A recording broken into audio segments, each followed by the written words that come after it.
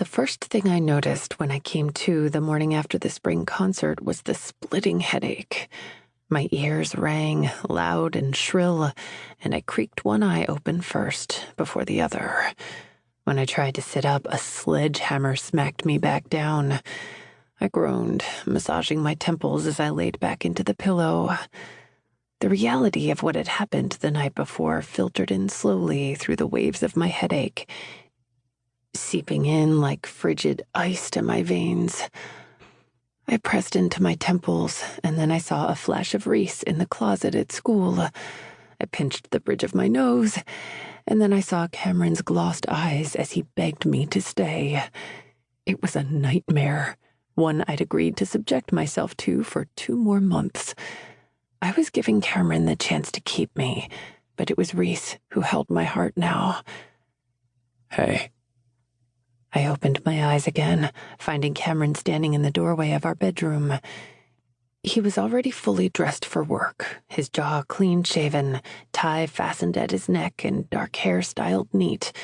He balanced a steaming cup of tea on a tiny saucer plate, and when he crossed to sit on the edge of the bed next to me, I saw 2 small pills next to the mug. Ibuprofen, he said, handing me those first. Figured you might need these.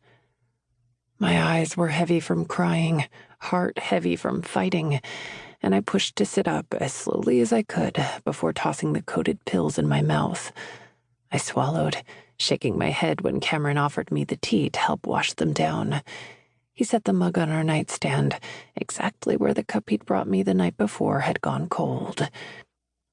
How are you feeling? Cameron's hand reached forward for mine, cupping over my fingers, and I stared at that point of contact as another sharp pain ripped through my head. Tired, I answered.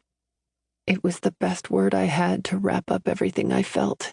I was exhausted, from the night, from the past couple of months, from the last 5 years. I wanted to sleep until my nightmare was over. I wanted to cry at just the thought of what I had yet to endure, at the fact that I couldn't just wake up to a new, brighter day where life was simple again. Cameron squeezed my hand. Maybe you should stay home today. I shook my head before he'd even finished his sentence, throwing the covers back. No, I want to go. I think everyone would understand after last night if you... I want to go, Cameron. I said the words with finality, and his brows bent together. He knew why I wanted to go, or rather whom I wanted to go to, but he didn't let me see his heart break as that truth settled in.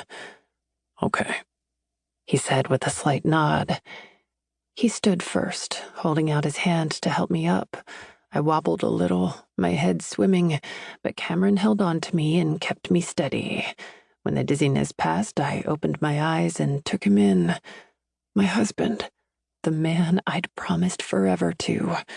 The promise I wasn't sure I could keep anymore. Cameron pulled his phone from his pocket, tapping a few buttons on the screen before setting it gently beside my tea on the nightstand.